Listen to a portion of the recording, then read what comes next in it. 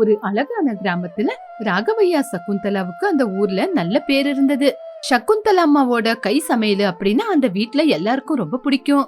அதுலயும் அவங்க செய்யற அந்த மீன் குழம்பு அப்படின்னா யாரா இருந்தாலும் பாராட்டதான் செய்வாங்க. அவங்க பையனான அருண் பட்டணத்துல சாஃப்ட்வேர் வேலை செஞ்சுக்கிட்டு இருந்தான். அவனுக்கு டவுன் பொண்ணான அஞ்சலி கூட கல்யாணம் ஆச்சு.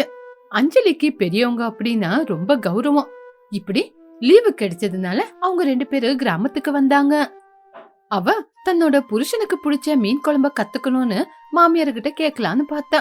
அன்னைக்கு காலையில ராகவையா ஹால்ல உக்காந்து இருக்கும் போது வீட்டுக்குள்ளேயே வெயில் அடிச்சுக்கிட்டு இருந்தது. குந்தலா கையில சுட சுட டீய புடிச்சுக்கிட்டு புருஷன் பக்கத்துல உக்காந்து இருந்தாங்க.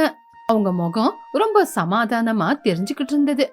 அப்ப அஞ்சலி குளிச்சு முடிச்சு மாமியார பார்க்க வந்தா. அவ முகத்துல ஏதோ சாதிக்கணும் அப்படிங்கிற வெறி இருந்தது. அத்தை, குட் மார்னிங் அத்தை. என்னம்மா உன் முகம் இன்னைக்கு ஏதோ கத்துக்கணும் அப்படிங்கிற ஆசையிலேயே நிறைஞ்சிருக்குது.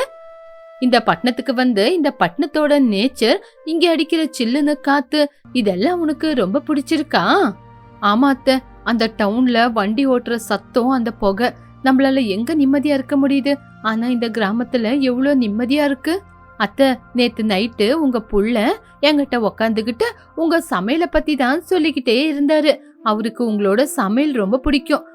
நீங்கன்னா அவருக்கு எவ்வளவு பிடிக்குமோ அந்த அளவுக்கு உங்க சமையலும் ரொம்ப பிடிக்கும். அந்த மீன் குழம்பு பத்தி யோசிக்கும் போதே வாயில எச்சில் ஊறுதத்த. ஓ அப்படியா?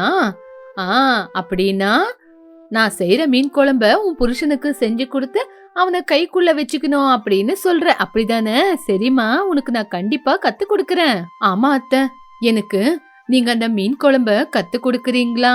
நான் யூடியூப்ல எவ்வளோ மீன் குழம்ப பாத்திருக்கத்த, ஆனா உங்க கைக்குள்ள இருக்கிற ருசி எதுலயுமே இல்ல. பிளீஸ் அத்தை. மீன் குழம்பு தானம்மா, என் மருமகளுக்கு கத்து கொடுக்காம வேற யாருக்கு கத்து கொடுக்க போறேன்? ஆனா அந்த மீன் குழம்புல எதுக்கு எவ்வளவு போடணும், என்ன பண்ணணும்னு ஒரு நியமம் இருக்கு. அத மட்டும் பாத்துக்கிட்டனா கண்டிப்பா நீயும் அதே மாதிரி மீன் குழம்பு வைப்ப. அதுக்கு உனக்கு இன்னும் கொஞ்சம் கவனம், அதுக்கப்புறம் பொறுமை அதிகமா வேணும்.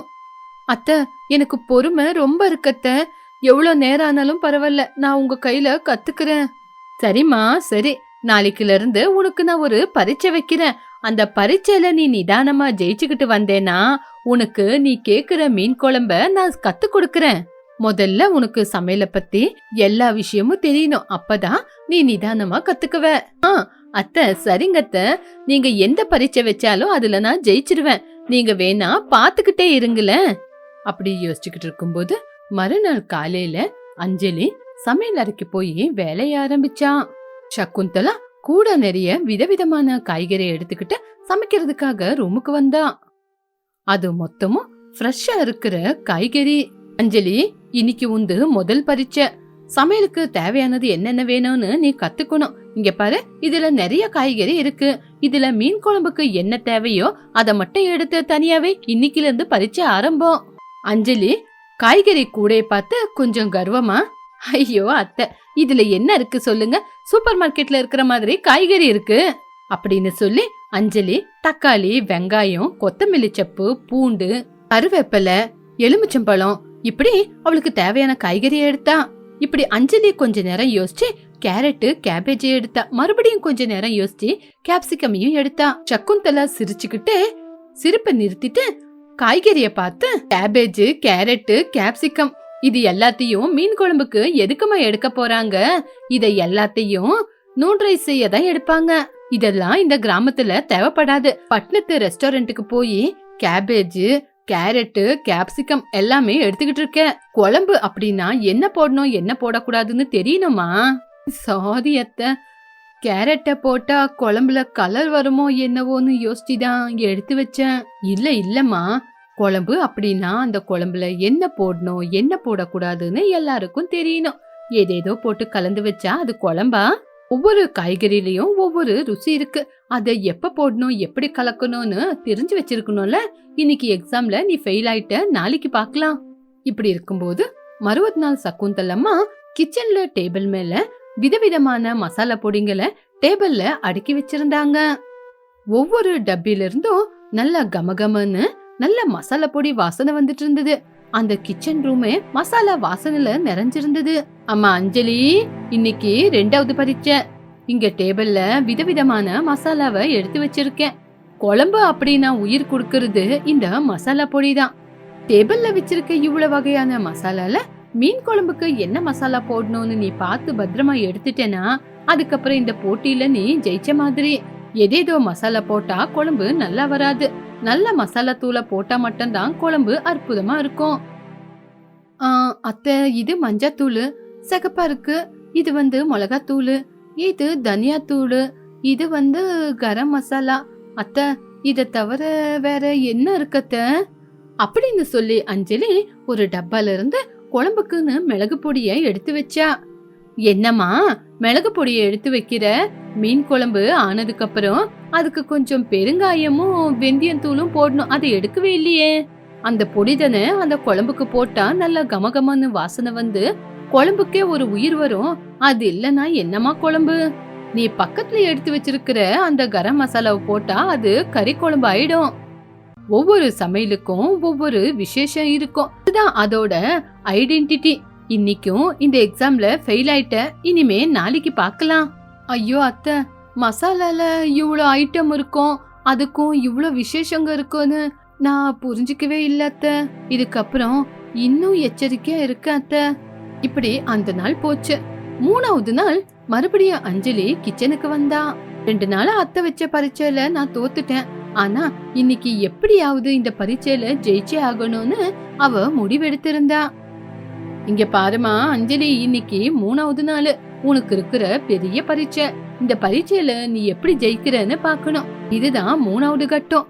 மீனை நல்லா கழுவுனா மட்டும்தான் குழம்பு ருசி நல்லா இருக்கும். ஐயோ அத்தை, எனக்கு மீன் கழுவுறதுன்னா ரொம்ப நல்லா தெரியும், ரொம்ப பிடிக்கும் அத்தை. எங்க அம்மா எனக்கு நிறைய வாட்டி கத்து கொடுத்திருக்காங்க அப்படின்னு அஞ்சலி மீனை எடுத்து கிளீனா கழுவி 2-3 தடவை கழுவி அப்படியே எடுத்து வச்சிட்டா. அதுல மீனோட கவுச்சி வாசனை கூட போல. என்னம்மா அஞ்சலி, வெறும் தண்ணி ஊத்தி கழுவி எடுத்து வச்சிருக்க போல. மீனை கழுவுறது இப்படி இல்லம்மா. மீன் கழுவும் போது கொஞ்சம் கல்லுப்பு, மஞ்சாத்தூள், அதுக்கப்புறம் கொஞ்சம் புளியும் ஊத்தி கழுவணும். அப்பதான் மீன்ல இருக்கிற கவுச்சி ஸ்மெல் எல்லாம் போய் மீன் அப்படியே பளபளன்னு ஜொலிக்கும். அப்பதாமா மீன் குழம்புக்கு ஒரு ருசியா வரும். நீ கழுவி இருக்கிற மீன் பாத்தியா, அப்படியே வாசனை வருது. அதுல இருக்கிற கவுச்சி வாசனை கூட இன்னும் வெளியே போகவே இல்ல. நீ மறுபடியும் ஃபெயில். ஐயோ அத்தை, எனக்கு கான்பிடென்ட் நாளுக்கு நாளா குறைஞ்சுக்கிட்டே போகுது. இங்க பாருங்க அத்தை, இனிமே எனக்கு இந்த மாதிரி பரீட்சை எல்லாம் வைக்காதீங்க. டைரக்டா சமையல கத்து கொடுங்க. கண்டிப்பா நான் சமையல கத்துக்குவேன் அத்தை. என்னம்மா அஞ்சலி, நீ பொறுமையே இழந்துட்டியா? இவ்வளவு நாள் உனக்கு நான் சமையல பரீட்சை வச்சதுக்கு காரணமே உனக்கு பொறுமை, நிதானம் ரொம்ப அவசியம்னு. ஆனா அதையே இழக்க பாக்குற. பார்த்து சமையல கத்துக்கிறது சுலபமான வேலைதான். ஆனா அந்த குழம்புல ஏதாவது பிரச்சனை வந்துருச்சுன்னா அதை எப்படி சரி பண்ணணும் அப்படின்னு உன்னோட மூளைக்கு தெரிஞ்சிருக்கணும் இல்லையா? அதுக்கு பொறுமை அப்படிங்கறது ரொம்ப முக்கியம். எந்த சின்ன விஷயம் இருந்தாலும் அது முக்கியம் தானே. இந்த பரீட்சை அந்த சமையலுக்கு ஆதாரம். சரிம்மா, நாளைக்கு உனக்கு ஃபைனல் பரீட்சை. அதுல மட்டும் நீ ஜெயிச்சிட்ட, அதுக்கப்புறம் நீ குழம்பு வைக்க கத்துக்குவ. 4வது நாள் அஞ்சலி கிச்சனுக்கு இன்னைக்கு எந்த பரீட்சையை அத்தை வைக்க போறாங்களோ அப்படின்னு ரொம்ப பயந்துகிட்டே படபடன்னு கிச்சனுக்குள்ள வந்தா. அம்மா அஞ்சலி, இன்னைக்கு உனக்கு எந்த ஒரு பரீட்சையும் இல்ல. நீ 3 நாளா நான் குடுக்கற பரீட்சைய நிதானமா பார்த்து பார்த்து கத்துக்கிட்ட. இன்னைக்கு ஃபைனல் ஸ்டேஜ் மாதிரி. இன்னைக்கு நான் உனக்கு என் கையால மீன் குழம்பை வச்சு காட்டுவேன். எப்ப என்ன போடுறேன், என்ன பண்றேன்னு பக்கத்துல இருந்தே பாத்துக்கோ. இன்னைக்கு உனக்கு பிராக்டிக்கல் கிளாஸ். தேங்க்யூ அத்தை, உண்மையிலேயே நீங்க கிரேட். நான் கண்ணை மூடாம பாத்துக்கிட்டே இருக்கேன். அப்போ சகுந்தலா தெய்வம் வேலை செய்யற மாதிரி கான்பிடென்ட்டா வேலை செய்ய ஆரம்பிச்சா. சகுந்தலா மீனுக்கு நல்லா உப்பு, மஞ்சாத்தூள், புளியும் போட்டு நல்லா பளபளன்னு கழுவி எடுத்து கிச்சன்ல வச்சாங்க. அதுக்கப்புறம் ஸ்டவ்வை பத்த வச்சு பெரிய ஒரு மண் பாத்திரத்தை அடுப்பு மேல தாளிக்கிறதுக்குன்னு வச்சு எண்ணெய் ஊத்தி கடுகு போட்டு வெங்காயம், பச்சை மிளகாய் போட்டு வதக்கிக்கிட்டு அதுக்கப்புறம் இஞ்சி பூண்டு எடுத்து நல்லா பேஸ்ட் பண்ணி அந்த பச்சை வாசனை போற வரைக்கும் நிதானமா வதக்குனாங்க. எல்லா மசாலா போட்டு முதல்லயே கரைச்சி வச்சிருந்த புளி தண்ணியை எடுத்து அதுல ஊத்துனாங்க. குழம்பு நல்லா கொதிச்சு நல்லா கமகமான வாசனை வரும்போது களி வச்சிருந்த மீனை நிதானமா எடுத்து உடையாம அந்த மீன் குழம்புல போட்டாங்க. அதுக்கப்புறம் கொஞ்சம் கொத்தமல்லிய மெதுவா மேல தூவி விட்டு நிதானமா இறக்கி குழம்பு கீழே வச்சாங்க. நல்ல கமகம வாசனை வந்தது. அத பார்த்த அஞ்சலிக்கு வாயில எச்சில் ஊறிச்சு. பாத்தியாமா அஞ்சலி, சமைக்கிறது சுலபமான வேலை இல்ல. அந்த சாப்பாட்ட மனசு வச்சு சாப்பிடுறவங்க மேல நம்ம அன்பு வைக்கணும். யாருக்காக சமைக்கிறோம் அப்படின்னு பார்த்து பார்த்து சமைச்சா மட்டும்தான் நம்மளோட சமையல் நல்ல ருசியா வரும். இது எல்லாமே எந்த புத்தகத்திலயும் தெரியாது. இப்படி அருண் நிதானமா வேலையை முடிச்சிட்டு வந்த உடனே நேரா கிச்சனுக்குள்ள போனா. கிச்சன்ல கமகமான வாசனை வர மீன் குழம்ப பார்த்து, பாபா அம்மா என்னம்மா இன்னைக்கு நம்ம வீட்ல மீன் குழம்பு வாசனை ஆளையே தூக்குது. நான் சீக்கிரமா போய் கை கால் கழுவிட்டு வரேன். எனக்கு ரொம்பவே பசி எடுக்குது. சீக்கிரமா சாப்பாடை எடுத்து வைங்க. இங்க பாருப்பா, உனக்காக உன் பொண்டாட்டி கேட்டு உங்க அம்மா உன் பொண்டாட்டிக்கு கத்து கொடுத்து உங்க அம்மாவும் உன் பொண்டாட்டியும் காலையில இருந்து கிச்சன்ல நின்னு செஞ்சது இது. என்னப்பா சொல்றீங்க? இன்னைக்கு குழம்பு அஞ்சலி வச்சாலா? எப்பவுமே காஃபிய கூட சரியா போட தெரியாத அஞ்சலி இன்னைக்கு எனக்காக மீன் குழம்ப கத்துக்கிட்டு வச்சாலா? ஆமாங்க, இன்னைக்கு அத்தை குழம்பு எப்படி வைக்கிறதுன்னு எனக்கு நிதானமா சொல்லி கொடுக்க நானும் நிதானமா கத்துக்கிட்டேன். உங்களுக்காக தாங்க கத்துக்கிட்டேன்.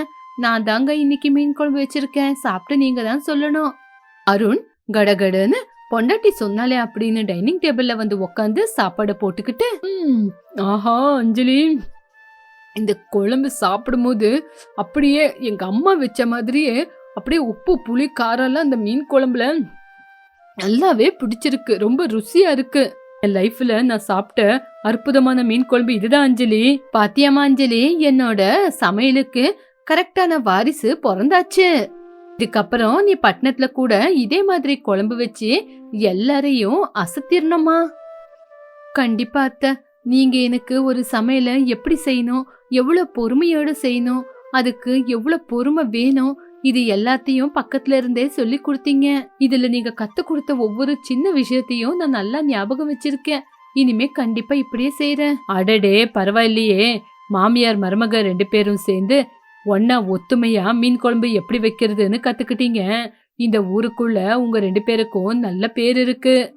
இப்படி அஞ்சலி சகுந்தலா 2 பேரும் சேர்ந்து டெய்லி புதுசு புதுசா சமையல செஞ்சு எல்லாரையும் எப்படி அசத்துறதுன்னு பாத்துக்கிட்டு இருந்தாங்க. அன்னையில இருந்து புது மருமகளான அஞ்சலி சமையல எவ்வளவு நல்லா கத்துக்கணும்னு மட்டும் இல்லாம கிராமத்துல எல்லாரும் கூட எப்படி அன்பா இருக்கிறது அப்படின்னு கூட கத்துக்கிட்டான்.